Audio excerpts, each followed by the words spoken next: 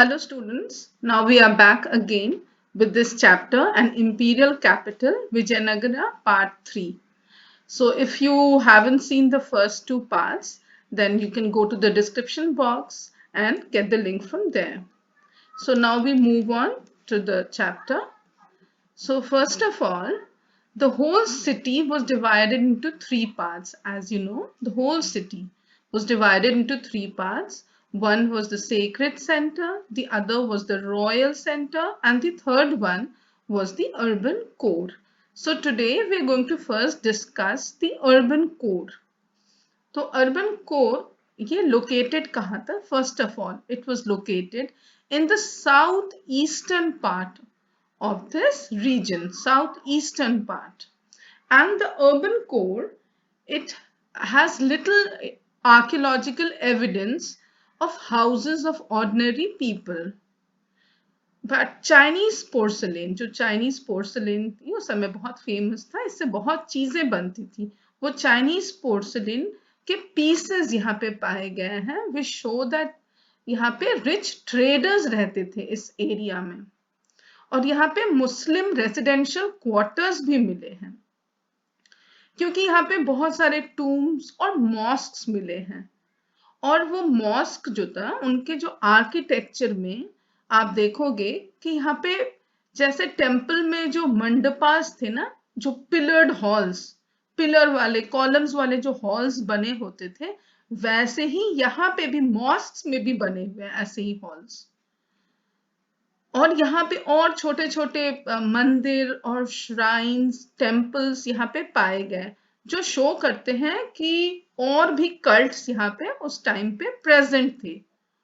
और राजा इन सबको लेके चलते थे, जो भी राजा थे उस समय, इन सारे कल्ट्स को, ना सिर्फ हिंदुइज्म को पर ऑल अदर जो रिलीजन थे सबको लेके चलते थे. Surveys indicate that there were wells, rainwater tanks, as well as temple tanks, which was used by the ordinary town people. यहाँ पे wells भी मिले हैं, rainwater tanks, जैसे कि कमलापुरम टैंक था जहाँ रेन वाटर स्टोर होता था, वैसे ही कई रेन वाटर टैंक्स थे. और हर टेम्पल के साथ एक टैंक होता था. तो यहाँ पे भी ऐसे टैंक्स पाए गए हैं, जो शायद ऑर्डिनरी लोग जो थे वो उनसे उसी से पानी लेते थे या यूज करते थे.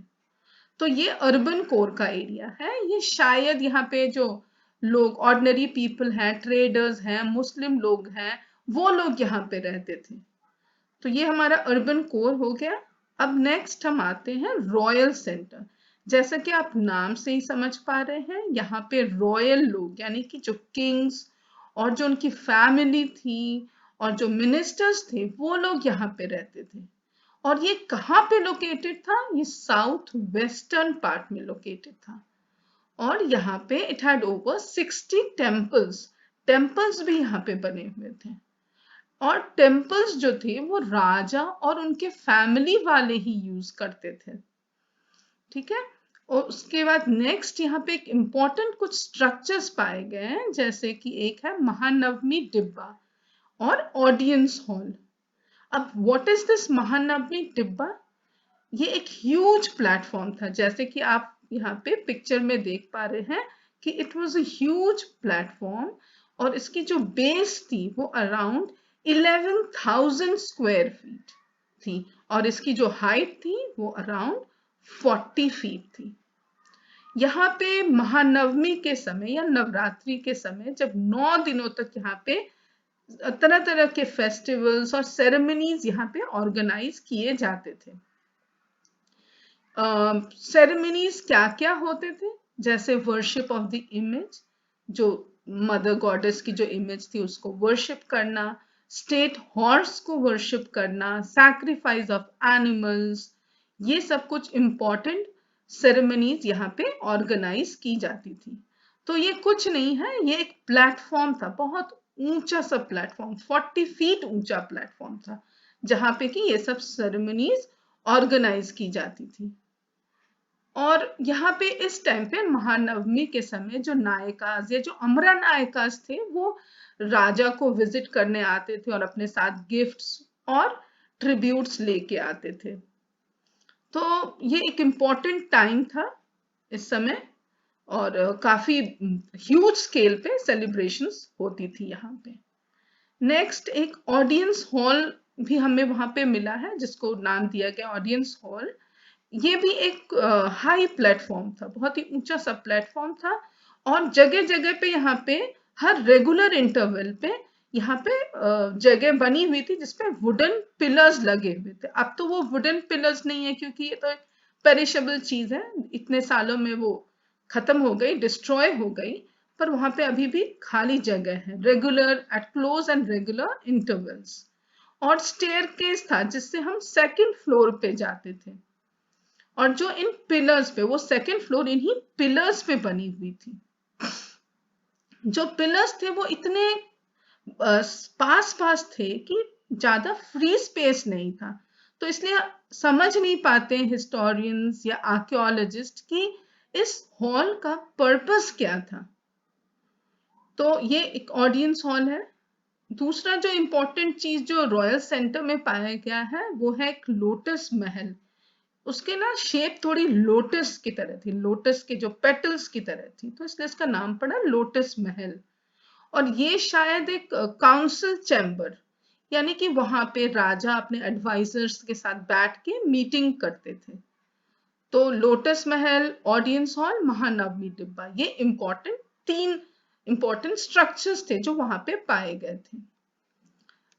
उसके बाद एक हजारा रामा टेम्पल था। हजारा रामा टेम्पल ये भी रॉयल सेंटर में पाया गया था, और ये शायद राजा और उनकी फैमिली यूज करती थी।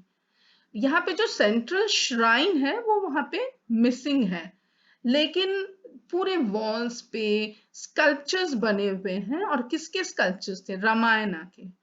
रामायण के सारे जो सीन्स थे उनको यहाँ पे दर्शाया गया इनके वॉल्स पे।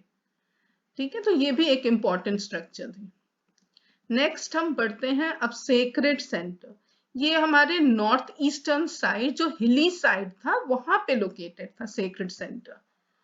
अब ये कई बार क्वेश्चन पूछा जाता है कि नॉर्दर्न साइड में ही सेक्रेड सेंटर क्यों बना था। इसके पीछे कई रीजंस हैं। सबसे इंपॉर्टेंट जो रीजन था वो था कि ये जो हिल्स थे, वो कहते हैं कि यहाँ पे मंकी किंगडम था, वाली और सुग्रीव का। जो आप रामायण में आप जानते होंगे, ये वाली और सुग्रीव, उनका जो मंकी किंगडम था वो इन्हीं हिल्स पे ही था। तो ये वैसे ही सेक्रेड प्लेस हो गया। दूसरा था कि जो मदर गॉडेस, जो पंपा देवी थी, वो यहाँ पे बहुत पेनेंस करी थी टू मैरी गॉड विरूपक्षा।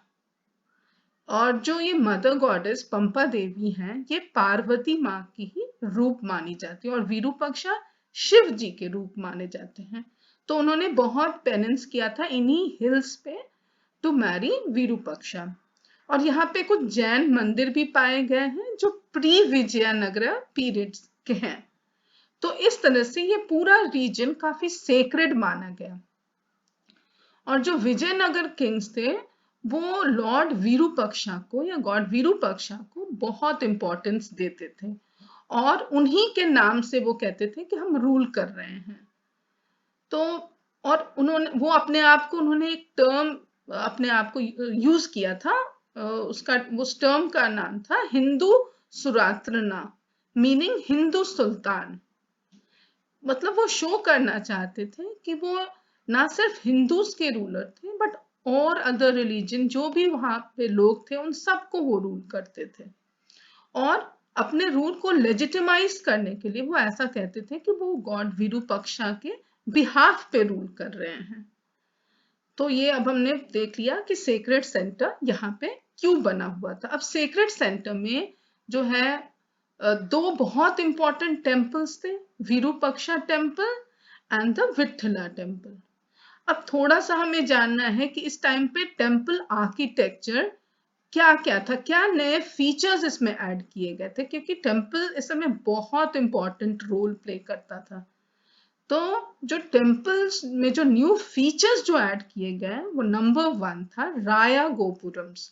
राया गोपुरम्स यानी कि बहुत ऊंचे ऊंचे गेटवेज। गोपुरम तो पहले भी बनते थे, पर इस टाइम पे राया गोपुरम्स बनते थे, जो कि काफी दूर से ही लोग देख पाते थे। These were royal gateways that could be seen from a great distance and often dwarfed the towers on the central shrine. मतलब जो central shrine था, जो मंदिर था, मेन मंदिर, वो छोटा लगता था इसके सामने क्योंकि ये इतना huge होता था. नेक्स्ट जो इंपॉर्टेंट फीचर है वो है मंडपास या पिलर्ड हॉल्स. मंडपास कुछ नहीं थे, कई तरह के कई वहां पे हॉल्स, पिलर्ड हॉल्स वहां पे बने होते थे मंदिर के अंदर. छोटे छोटे कई बड़े बड़े हॉल्स बने होते थे, उनको हम मंडपास कहते थे. तो ये मंडपास जो थे वो बहुत तरह का पर्पस वहां पे पर्पस के लिए यूज किया जाता था. जैसे कल्याण मंडपा था, उसमें क्या होता था कि जो डिवाइन वेडिंग्स होती थी, यानी कि मान लो जैसे लॉर्ड विरूपाक्षा और पंपा देवी की शादी करानी है तो वो कल्याण मंडपा में होती थी. वो अभी भी होता है, अभी प्रेजेंट टाइम में भी साल में एक बार ऐसा होता है, तो वो कल्याण मंडपा में. कुछ मंडपास ऐसे थे जहां पे कि देवी देवताओं को बिठा के उनको ड्रामा दिखाना, म्यूजिक सुनाना, ये सब काम होता था. और कई सारे और भी पिलर्ड कॉरिडोर्स, लंबे लंबे चारों तरफ, एक मेन मंदिर के चारों तरफ कई पिलर्ड कॉरिडोर्स भी बने होते थे जहां लोग बैठते थे या पूजा करते थे. तो ये सब इंपॉर्टेंट फीचर्स थे इस टाइम के. अब हम विरूपाक्षा टेम्पल के बारे में जानते हैं. It was established in the 9th और 10th century but it was enlarged by the Vijayanagara Empire. ये विजयनगरा किंग्स ने नहीं बनाए थे, ये उनसे पहले के पीरियड के किंग्स ने बनवाए थे, बट इसको और बड़ा किया गया था. यहाँ पे जो हॉल था, जो मेन मंदिर के सामने जो हॉल था, मेन श्राइन के सामने जो हॉल था, this was built by Krishna देवराया टू मार्क हिज एक्सेशन. जब वो राजा बने थे उस समय उन्होंने बनवाया था. और उन्होंने इस टेम्पल में जो ईस्टर्न गोपुरम, जो काफी बड़ा गोपुरम था, वो बनवाया था. तो गोपुरम, राया गोपुरम का हम इसको कह सकते हैं क्योंकि बहुत बड़ा था ये गोपुरम. फिर उन्होंने हॉल्स यानी कि मंडपास भी बहुत सारे वहां पे बनवाए थे. और इस मंदिर में और भी मंडपास बने हुए हैं और उनका काम है जैसे डिवाइन वेडिंग्स वहां पे होती है, या फिर some were used for gods to witness music, dance, drama etcetera, जैसे कि मैंने पहले भी बताया. अब नेक्स्ट हम आते हैं विठला टेम्पल पे. Vitthala temple it is dedicated to lord Vishnu, जैसे Virupaksha temple is dedicated to lord Shiva और Vitthala temple is dedicated to lord Vishnu. इस टेम्पल में भी बहुत सारे हॉल्स या मंडपास बने हुए हैं, बट इस टेम्पल की एक यूनिक फीचर है कि एक मंदिर यहाँ पे चैरियट के शेप में है, चैरियट के रथ के शेप में बनी हुई है. तो ऐसा जैसे आपने कई बार देखा होगा सन टेम्पल एट कोणार्क, उसमें भी वो रथ के शेप में बना हुआ है. Same here in Vitthala temple also. So a unique feature of this temple is the chariot streets that extended from the temple Gopuram. और इस स्ट्रीट में चारों साइड्स में कुछ पिलर्ड हॉल्स बने हुए थे जिसमें कि मर्चेंट्स अपना सामान लेकर बेचते थे. अब डोमिंगो पायस जो इंडिया उस समय आया था, उसने देखा कि जो बाजार्स बने हुए थे उनमें हर तरह की चीजें जैसे कि pearls, रूबीज, diamonds, clothes, food grains, pulses सब मिलते थे बाजार्स में. तो मैंने पहले भी बताया कि चूंकि ये बहुत ही वेल्दी पॉपुलेशन था तो यहाँ इन चीजों की बहुत डिमांड थी. हाई वैल्यू एक्सोटिक गुड्स की बहुत डिमांड थी. उनमें ये पर्ल्स हो गए, रूबीज हो गए, डायमंड्स हो गए, क्लॉथ हो गए, इसलिए मार्केट में ये सारी चीजें पाई जाती थी. According to Fernand Nunes, markets had all types of fruits and meat like that of birds, rats, cats and lizards. यहाँ हर टाइप की मीट भी मिलती थी. तो ये बहुत आश्चर्य की बात है. Though it was a Hindu kingdom, पर यहाँ पे हर टाइप की meat, may be for the foreign travellers या जो भी हो, या कोई कुछ पॉपुलेशन होगी जो शायद ये सब यूज करती होगी, तो उनके लिए यहाँ पे हर टाइप के मीट्स भी पाए गए हैं. ये this is according to Fernand Nunes. अब 1986 में Hampi was declared a world heritage site by UNESCO. ये बहुत इंपॉर्टेंट साइट था, तो इसको यूनेस्को ने ले लिया और इसको वर्ल्ड हेरिटेज साइट डिक्लेयर कर दिया।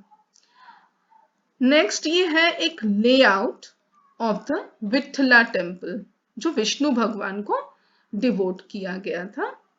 एंड इसमें आप देख सकते हैं कि ये जो एरिया है ये मेन श्राइन का एरिया है, यानी कि यहाँ पे विष्णु भगवान की मूर्ति होगी।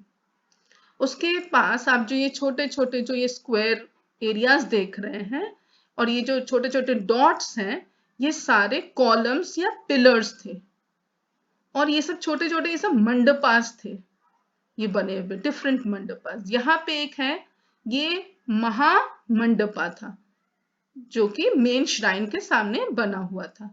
ये भी, यहाँ पे भी लोग बैठते थे, पूजा पाठ करते थे। ये कल्याण मंडपा है जो कि मैंने पहले भी बताया, यहाँ डिवाइन वेडिंग्स होती थी। ठीक है, ये चैरियट शेप्ड श्राइन है जो कि इस विठला टेम्पल की एक स्पेशलिटी थी, एक मंदिर जो कि रथ के शेप में है, ये यहाँ पे बना हुआ था। ये आप देख रहे हैं यहाँ पे गोपुरम्स है, एक दो गोपुरम्स नहीं, यहाँ पे तीन तीन गोपुरम्स दिख रहे हैं, नॉर्दर्न साइड पे, ये सदर्न साइड, ये ईस्टर्न साइड, और ये काफी ह्यूज थे। और ये चारों तरफ जो ये दिख रहे हैं डॉटेड डॉटेड, चारों तरफ मंदिर के चारों तरफ जो थे वो पिलर्ड कॉरिडोर्स थे, चारों तरफ बने हुए थे पिलर्ड कॉरिडोर्स हर तरफ। ये छोटे छोटे ये सब भी सब मंडपास थे, ऐसे ये सब जो सारे हैं सब मंडपास या पिलर्ड हॉल्स थे जो अलग अलग पर्पस के लिए यूज किए जाते थे। जैसे जिंजी जो तमिलनाडु में एक जगह है, वहां पे एक स्विंग पेविलियन या स्विंग मंडपा पाया गया जहां पे देवी देवताओं को झूला झुलाया जाता था बिठा के। तो ये सब भी बुक में, एनसीईआरटी बुक में इसकी पिक्चर भी बनी हुई है, तो स्टूडेंट्स देख सकते हैं इसको।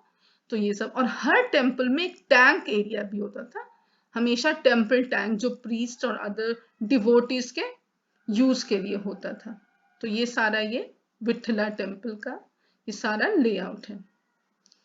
अब नेक्स्ट मैं एक थोड़ा रिकैप करना चाहूंगी, अब ये पूरा चैप्टर एंड हो गया है तो मैं एक रिकैप करना चाहूंगी with the keywords. First of all we have Vijayanagara, जिसको हम हम्पी भी कहते थे, और ये किसने डिस्कवर किया? कर्नल कॉलिन मैकेंजी ने। ये एम्पायर को किसने एस्टैब्लिश किया था? Harihara and Bukka of the Sangama dynasty in 1336। Next जो है वो खुदिरई चेट्टीज थे। कौन थे Kudirai Chettis? Horse merchants. They played a very important role during this period. अब Tuluvar dynasty was a very important dynasty, and Krishnadevaraya, the greatest of all the rulers, he belonged to the Tuluvar dynasty. He had written a book on statecraft, and the name of that book was Amukta Mallida. Now, after the peak of the Vijayanagara Empire, the empire almost came to an end with the Battle of Talikota or Rakshasi Tangdi in 1565. Now, another word is Amranayakas. Amranayakas were really important during this period, and they had territories which they governed and collected revenues. Now, there were two important travelers who were really important, Abdul Razak and a Persian traveler, ambassador, and Domingo Paez, a Portuguese traveler. Now, जो विजयनगर के लोग थे उनके लिए water के sources क्या थे? तो नंबर 1 था Tungabhadra River. Next is the Kamalapuram tank, which was built in the 15th century and it stored rainwater. Hiria Canal से जो फर्टाइल एरिया था उसको इरिगेट किया जाता था, and it drew water from the Tungabhadra River. Abdul Razak mentions about 7 lines of fortification, which also covered fields and forests and houses, etc. Now the city was divided into urban core, royal center, and the sacred center. So urban core had Muslim quarters and the rich traders. Next we come to the royal center. The royal center had important structures, and one of them was the Mahanavmi Dibba, a huge platform, and an audience hall which was also a huge platform. and Hazararama temple, which was used by the king and his family. Then we have the sacred center. Here we have two important temples. That is the Virupaksha temple dedicated to Lord Virupaksha or Lord Shiva, and Vithala temple dedicated to Lord Vishnu. So these two temples are really important. और इनमें जो important जो features थे वो थे इनके huge gopurams और राया gopurams and mandapas or pillared halls. So these are some of the important keywords, and I've tried to explain the whole chapter with these important keywords. So now with this, I would like to end the chapter here, and I hope that you have liked my way of presenting the whole thing. And if you've liked it, please share and subscribe. So thank you.